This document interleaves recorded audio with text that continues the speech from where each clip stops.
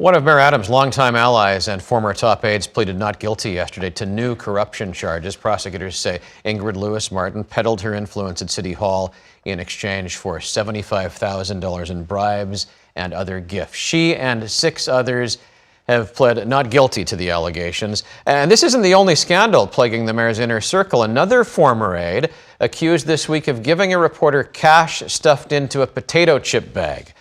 The mayor has denied any wrongdoing himself, but this has become an opportunity for his challengers to accuse him of bad judgment, and that's just what they were doing yesterday. This makes it a mockery. It plays to the worst impression that you could have. He surrounds himself with cronies who are corrupt. This will probably finally end any hopes he has for re-election. So that was the perspective from Sliwa and Cuomo. Democratic nominee Zohran Mamdani joins me in the studio this morning to talk about that and more. Good morning. Thank you for coming in. Thank you for having me. It's a pleasure. We've been talking a lot of tennis this week. In tennis, they would say that from the Adams administration, these are unforced errors that have landed in the mayor's lap late in this election campaign.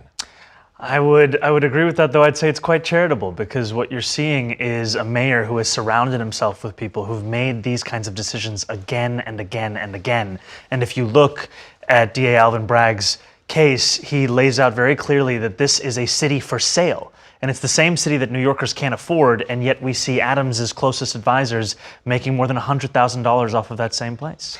Are voters understanding that? Do you feel that you've got to drive that point home, or is it speaking for itself? It's speaking for itself. I find this no matter where I am across the 5 boroughs, that New Yorkers are tired of this kind of pay-to-play politics, quite literally pay-to-play. I mean, we're speaking about a city being sold for crab cakes and, a feature in a TV show. We're seeing allegations about potato chip bags filled with cash. This is the kind of script that you would reject for being too on the nose if it was given to you.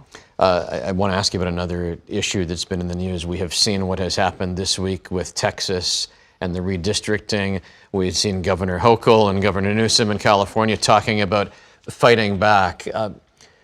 Does this just become an arms race that nobody ends up winning? I think for far too long we have played to a set of norms that the Republican Party has shown no regard for, and it has left Democrats on the precipice of losing so much of what makes us proud to be American. And I have been thankful to see the leadership, whether in California or also here in New York, understanding that Republicans are not going to come back to an era where voters get to actually pick their representatives, and we need to ensure that we can protect this Constitution. I know you found yourself having to weigh in on the national political stage in a way that you didn't when you were a primary candidate. I want to talk about that. Last time you were in this studio was before the primary. Are you still having kind of the pinch me moment where you can't believe the success you have had? It is hard to come to terms with the scale of what these last few months have looked like, where I can walk down the street and New Yorkers will come up to me and mention one of our 3 policy platforms. And it's also exciting, though, because I know that for so many New Yorkers, they have not seen themselves in our politics for so long, and especially for young people. There are so many who this was the first time they registered to vote, and this to them is what the promise of politics can be. It can be actually affording the most expensive city in America. The criticism that your opponents, particularly Andrew Cuomo, have been hammering on is your newness to government, to administration, to being in a management role. Tell me what you have been doing in these last few months to get ready for that, the meetings you've been taking and trying to pivot into a situation where you could find yourself running this massive enterprise that's the government of the city of New York. Well, it is true that I'm new to so much of what has defined our government for so long. I mean, we just began this conversation speaking about what government means for many New Yorkers today. It's allegations of corruption that border on the ludicrous. And we know that's not just specific to Eric Adams. We've also seen that in Albany under Governor Cuomo's leadership in the time that he was leading the state. And so in these last weeks and months since the primary win where we won by 13 points, I've been meeting with deputy mayors, with former commissioners, with New Yorkers who've helped to lead our city government through all different kinds of leadership. and making it clear how we deliver the affordable city that New Yorkers deserve. Right, but some of that's about campaigning, and in terms of if you end up being elected, what do you do to get up to speed on the action of being a top executive? Is it the people you surround yourself with? Do you think you have those qualifications? You have to build a team of the best and the brightest. They have to be characterized by excellence and a track record. It's absolutely, as you say, the people you surround yourself with. Are you prepared to not be the smartest guy in the room on a particular issue? You have to be. And I think too often there has been a lack of humility in our leadership. I know that as the mayor of this city, the buck stops with me. And I also know I have to surround myself with people who are not the quickest to say yes, but the ones who've actually shown a track record. And that means also people that you disagree with sometimes. Certainly affordability has been a successful theme for you. There is much more to running the city than just talking about affordability, and often the reality is that the mayor doesn't have control over the reasons that things are unaffordable.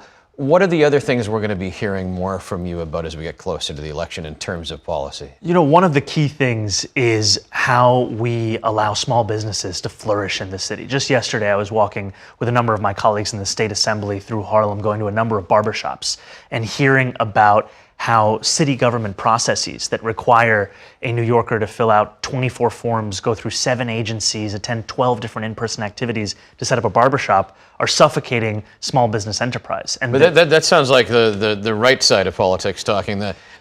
The left side has put in a lot of these regulations that they're complaining about. Well, I think we've allowed the right wing to take on the language of efficiency and fraud and waste when actually, as progressives, that should be at the core of our politics. We cannot claim to care for working people and then not deliver them the very politics that would actually give them the life they deserve. How do you calibrate for that middle ground? Well, I don't think that there's anything left about having someone fill 24 forms out. No, I agree with you. It's outrageous the amount of red tape there is, but some of it has come from the city council and the state government. And I think that's where this is an opportunity for new leadership in City Hall as opposed to the mayor that we have right now. And that's why we've said we would cut fines and fees by 50%. We would look to what they did in Pennsylvania, where they took 8-week processes, made them into a couple days. We can do the same thing, and we're going to start by having a mom and pop czar. You have very clearly made yourself a pro-transit guy. Yes. There are a lot of New Yorkers, if you look to parts of Staten Island, if you look to parts of Eastern Queens, they don't have good transit service. They are attached to their cars. Can you be a mayor for people who get behind the wheel and are seeing congestion pricing and speed cameras and parking spots taken away? Can you be a mayor for them at the same time that you're representing the interest of those who are on buses and subways every day? Absolutely. You have to be a mayor for all 8.5 million people who call the city home, not just the more than 500,000 who voted for me in the primary. And look, let's talk about free buses. This is one of my hallmark proposals. It's not just to benefit bus riders, the more than 1 million New Yorkers who take that bus every day. If you have free buses, drivers would save $55 million in time that they would otherwise have spent on the road. And what we see is, as you said, there's some New Yorkers who are driving a car because the public transit they have access to is not reliable. If you make it reliable, if you make it fast, then you would see some New Yorkers get on that bus that are currently not, but also you'd see less congestion across New York benefit City. for those who refuse to get out of their cars under They any circumstances. would be able to get to where they're going faster. You have engaged volunteers in a way that was a big part of your primary win. You're doing something this weekend that is part volunteer engagement and part scavenger hunt. Yes, What's planned? Well, I'm very excited to be here to announce that New Yorkers should clear their calendars on Sunday. They should grab a friend or two because we are having our campaign's first ever summer scavenger hunt.